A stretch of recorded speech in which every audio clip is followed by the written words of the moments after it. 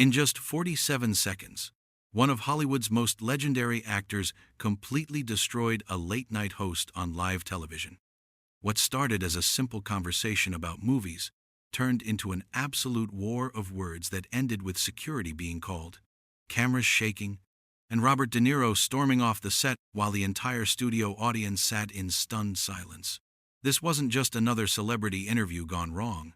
This was a total meltdown that exposed everything ugly about Greg Gutfeld's approach to interviewing guests, and it all happened right there on live TV for millions to witness. Before we dive into this explosive confrontation, make sure you subscribe to this channel. We bring you daily videos exposing Hollywood's darkest scandals, the confrontations the industry doesn't want you to see, and the moments that reveal who these celebrities really are behind the cameras. The atmosphere in the studio last night was already thick with tension before Robert De Niro even walked onto the stage. Everyone backstage knew this was going to be interesting.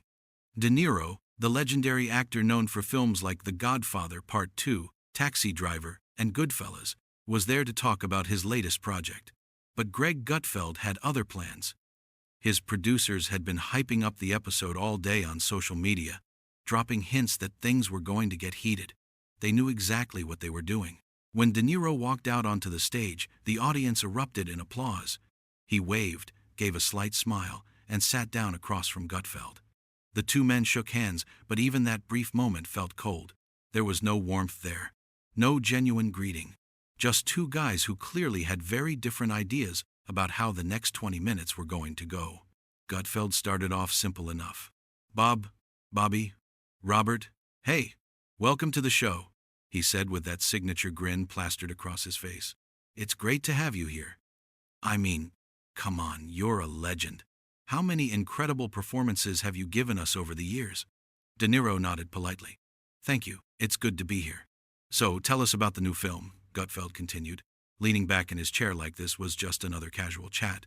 "What drew you to this particular role?" De Niro shifted slightly, getting comfortable, clearly ready to talk about his work. "Well, the script came to me about a year ago, and what really interested me was the complexity of the character. He's not a simple good guy or bad guy. He's someone dealing with real moral questions, real struggles. That's the kind of material that excites me as an actor." "Moral questions, I love that," Gutfeld said, nodding along. "You've always been drawn to those complicated characters, haven't you? The guys who exist in the gray areas." "Absolutely," De Niro replied. "Real people aren't black and white. We all make choices, some good, some bad. Playing characters like that allows me to explore human nature in a deeper way." The audience was quiet, listening, seemingly enjoying this thoughtful conversation about craft and filmmaking. For about 3 minutes, everything seemed normal. De Niro told a funny story about something that happened on set with one of his co-stars. The audience laughed. Gutfeld laughed. It almost looked like it was going to be a regular interview, but then Gutfeld's expression changed. The casual, friendly demeanor started to fade, replaced by something sharper, more calculated. He leaned forward, resting his elbows on the desk. "So Bob, can I call you Bob?" he asked, though he didn't wait for an answer. "I gotta ask you something that I think a lot of people watching at home are wondering about. You've been pretty vocal about politics over the years. Really vocal. Standing up at award shows, making speeches, posting on social media, all of that." De Niro's body language shifted immediately. His shoulders tensed slightly, and his eyes narrowed just a fraction. "Yes, I have," he said carefully. "And I'm curious," Gutfeld continued, that grin getting wider. "When you're out there making these big statements, calling people names, getting all worked up about elections and policies and everything else, do you ever worry that you're damaging your legacy?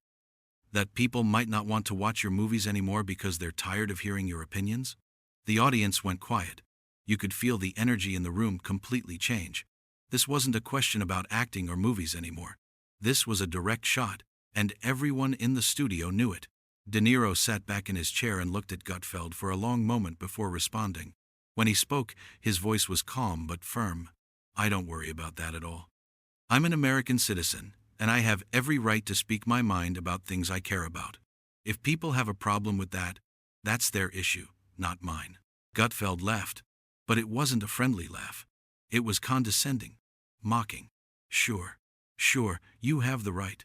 Nobody's saying you don't have the right, Bob. But don't you think there's something kind of, I don't know, hypocritical about a guy who's worth millions of dollars, who lives in a bubble, who probably hasn't pumped his own gas in 30 years, telling regular working people how they should think and vote?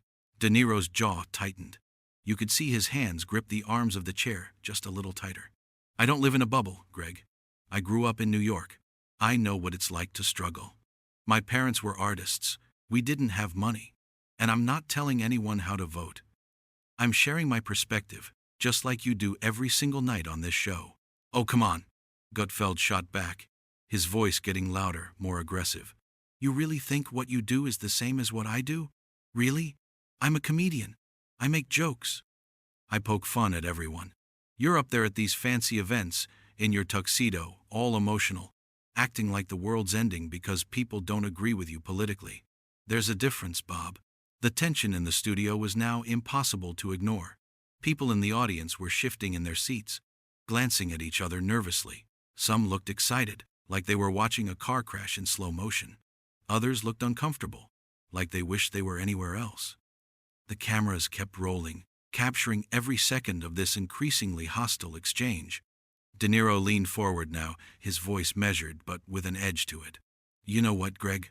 I came here tonight to talk about my work. To talk about a film that I'm proud of, that a lot of talented people worked very hard on for months. But it's pretty clear you brought me here just to take shots at me because you don't like my politics. That's fine, that's your show. You can do whatever you want, but don't act like you're doing something noble here. Don't pretend this is about having an honest conversation. Gutfeld's face flushed red. His eyes went wide with mock indignation. Noble? Noble? I'm not trying to be noble. I'm trying to have an honest conversation. You're the one who can't handle a few basic questions without getting all defensive and sensitive. I'm not defensive, De Niro replied, his voice steady, but you could hear the anger building underneath. I'm calling out what this is. You're not interested in a conversation. You're interested in creating a moment for your show, getting a clip that'll go viral, and you're using me to do it. I've been doing interviews for 50 years. I know the difference between a real conversation and an ambush. The host threw his hands up in mock surrender, playing to the crowd. Oh, here we go, the victim card, this is unbelievable. You come on my show, and now I'm the bad guy because I'm not kissing your A on television? Because I'm not treating you like royalty? That word hung in the air for a second. The audience gasped slightly. This was cable TV, late at night, so cursing was technically allowed, but it was still shocking to hear it happen so casually, so aggressively, during what was supposed to be a promotional interview. De Niro's expression hardened. His eyes went cold. Watch your mouth, he said quietly, but with unmistakable force. Gutfeld actually laughed out loud at that. A big, exaggerated laugh that sounded more angry than amused. Watch my mouth? Are you serious right now? You're gonna lecture me about language? You? The guy who's dropped 1,000 F-bombs in movies, who's played every tough guy and gangster there is, who's been in some of the most violent films ever made, and you're offended by me saying, that's rich, Bob. That's really rich. There's a difference, De Niro said, his voice rising slightly now, between acting in a film and showing basic respect to someone sitting across from you. But clearly, respect isn't something you're familiar with. That did it. That was the moment when whatever fragile civility had been holding this interview together completely shattered. Gutfeld's face went from amused to genuinely angry in an instant. His smile disappeared. He sat up straight in his chair and pointed his finger directly at De Niro. Respect? He said, his voice sharp and loud. You want to talk to me about respect? Let me tell you something, Bob. I respect people who deserve it. People who do their jobs, work hard, pay their taxes, and don't spend all their time preaching down to everyone else from their mansions. You're an actor. You pretend to be other people for a living. You read lines that other people write. That's it. That's your job. That doesn't make you smarter than anyone else. That doesn't make your opinion more valuable than the guy working at a factory or driving a truck or teaching school. De Niro stood up. Just stood right up out of his chair in the middle of Gutfeld's rant, cutting him off completely. The sudden movement made Gutfeld stop talking mid-sentence. His mouth hung open for a second.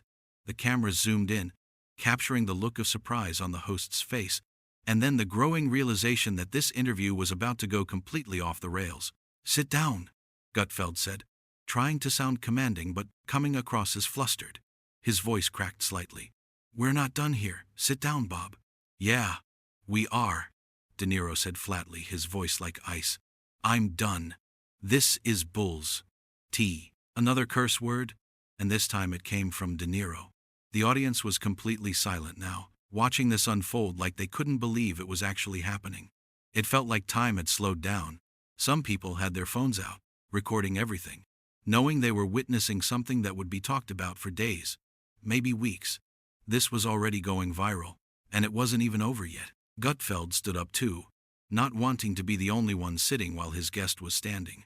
He tried to project authority, but you could see the panic starting to creep into his expression. "So that's it? Someone finally asks you some real questions, pushes back a little bit, and you're just gonna run away? How brave of you. How very brave." De Niro turned to look directly at Gutfeld, and his eyes were blazing. "Real questions? You call that real questions? You brought me here to ambush me, to grandstand, to make yourself look good in front of your audience by tearing me down. That's not journalism, Greg. That's not even comedy. That's just being a jerk." "I'm the jerk?" Gutfeld's voice was getting louder and louder, echoing through the studio. "I'm the jerk? You're the one who can't handle a simple conversation without throwing a tantrum and walking off set. This is live television, Bob. Millions of people are watching this right now. You're making a fool of yourself." "Good," De Niro shot back, his voice rising to match Gutfeld's volume. "Let them watch. Let them all watch. Let them see what kind of person you really are. You don't care about having conversations. You don't care about understanding different perspectives. You just want to score points and play to your crowd. Well, congratulations. You got your moment. Hope it was worth it." Gutfeld's face was now completely red. His hands were shaking. He was visibly trembling with anger, and you could see he was barely holding himself together. "My moment. My moment. You arrogant son of a..." He stopped himself just barely, catching the word before it fully came out, but everyone in the studio knew exactly what he was about to say. Everyone watching at home knew. The studio felt like it was about to explode. Someone from the production team could be heard off camera saying something urgent, their voice high and panicked, probably telling them to cut to commercial, but the cameras kept rolling. Nobody was cutting away. This was too big, too explosive. This was television gold, even if it was a complete disaster. "You know what your problem is," Gutfeld continued, his voice dripping with contempt, practically spitting the words. "Your problem is you can't stand that not everyone worships you.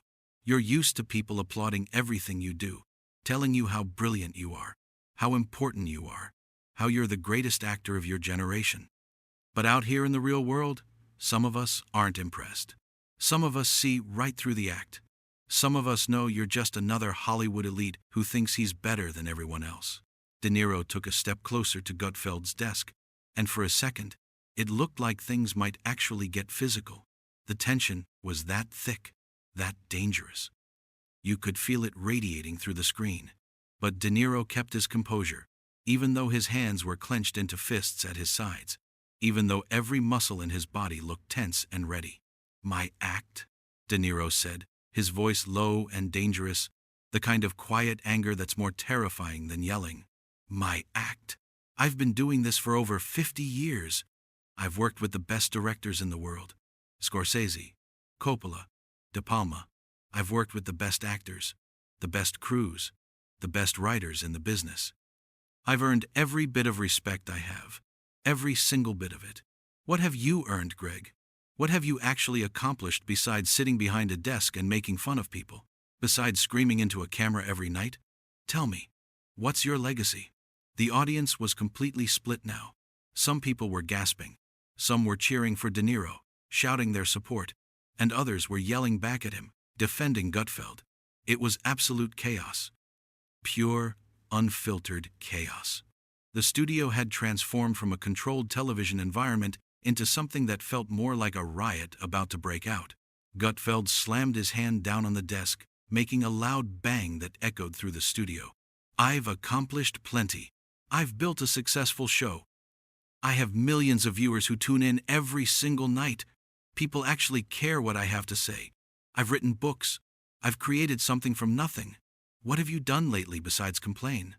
They care because you tell them what they want to hear. De Niro fired back immediately, not missing a beat. You're not challenging anyone. You're not making anyone think.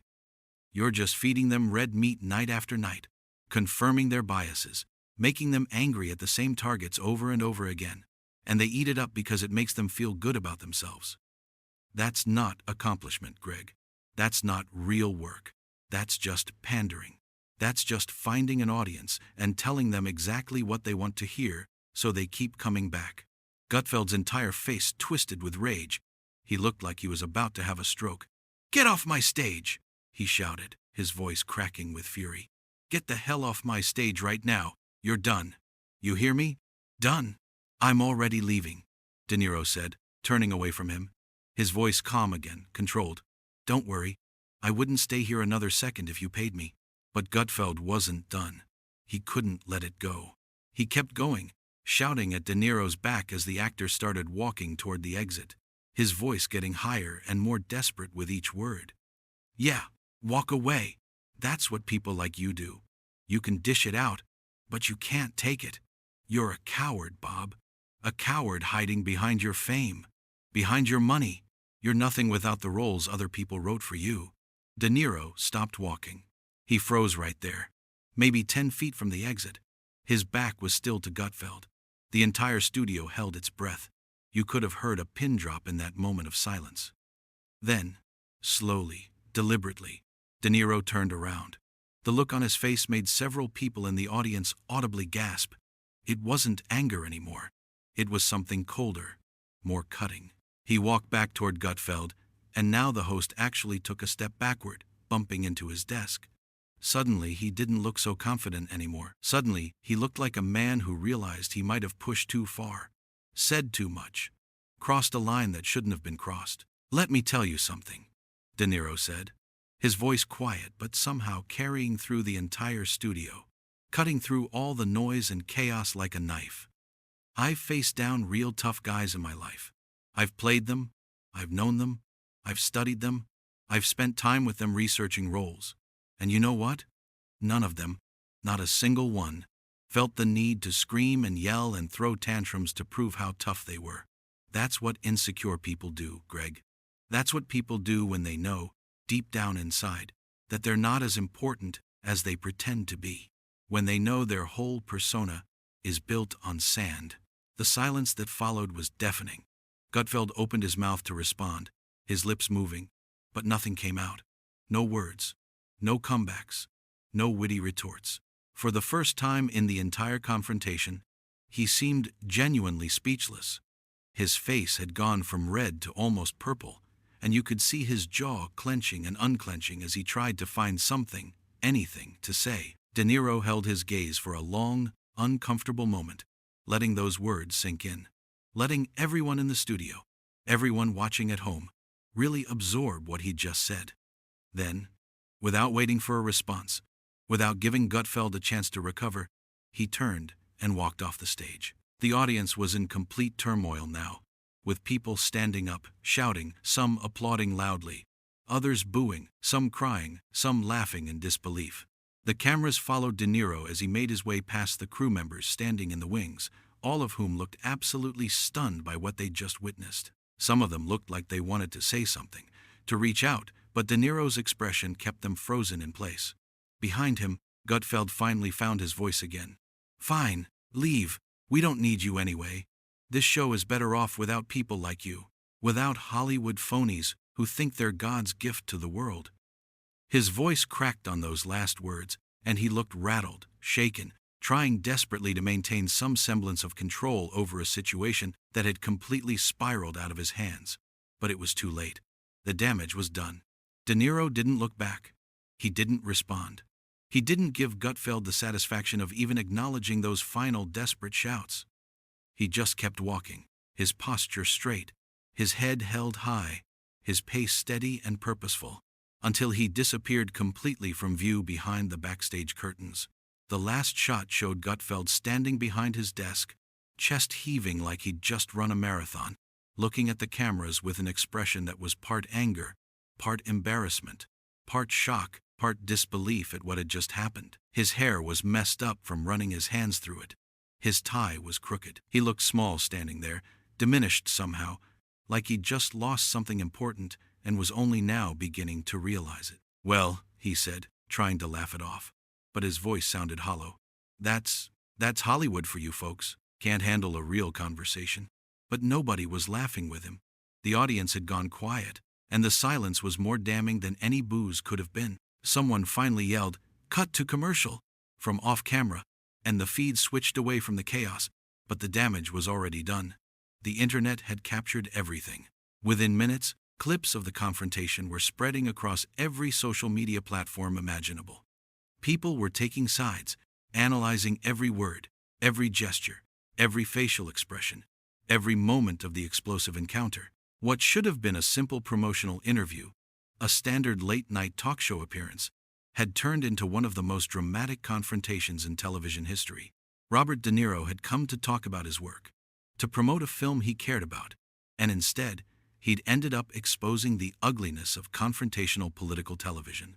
He'd called out the tactics, refused to play along, stood his ground against someone who thought he could bully a legend, and walked away on his own terms, leaving Greg Gutfeld looking small and desperate and mean in front of millions of viewers. The studio audience was still buzzing with energy even after the commercial break started. People were talking loudly to each other, arguing about what they'd just seen, debating who was right and who was wrong, pulling out their phones to check if the video was already online, and yes, of course it was. It was everywhere. The crew members were frantically trying to figure out how to continue the show without the scheduled guest, while Gutfeld stood there behind his desk, clearly trying to regain his composure before the cameras came back on, but you could see his hands were still shaking. In the wings, De Niro was surrounded by his team, his publicist, his assistant, people asking if he was okay, if he needed anything, if he wanted to make a statement, but he just waved them all off, his expression unreadable now that he was away from the cameras. "I'm fine," he said quietly. "Let's just get out of here." He grabbed his coat from a crew member who handed it to him with wide, starstruck eyes. Someone tried to apologize to him, saying they had no idea the interview was going to go that way. But De Niro just shook his head. "It's not your fault," he said. Then he headed straight for the exit, not interested in sticking around for any post-show discussions or explanations or damage control meetings. As he pushed through the backstage door and stepped out into the cool night air, Robert De Niro took a deep breath. He didn't look back at the studio. He'd said everything he needed to say in there, in front of those cameras, in front of that audience, and in front of the millions of people watching at home. He'd shown up to do his job, to be professional, to promote his film like he'd agreed to do, and he'd been met with disrespect and ambush tactics and hostility. But he'd also shown something else. He'd shown that even at his age, even after all his years in the industry, even after all the accolades and awards and recognition, he wasn't willing to sit quietly and be disrespected just to play nice for the cameras. He'd drawn a line, stood his ground, and walked away with his dignity intact, while the host who'd tried to tear him down was left looking foolish and desperate and small. The door closed behind him with a heavy thud, shutting out the noise of the studio, the chaos of the crew scrambling to salvage their show, and the continued shouting of a host who'd just learned a very hard lesson about picking fights with Hollywood legends. Robert De Niro got into his waiting car. The driver, who'd obviously been watching everything on his phone, looked at him in the rearview mirror. "You all right, Mr. De Niro?" he asked. De Niro settled into his seat and looked out the window at the studio building they were leaving behind. "Yeah," he said quietly. "I'm all right."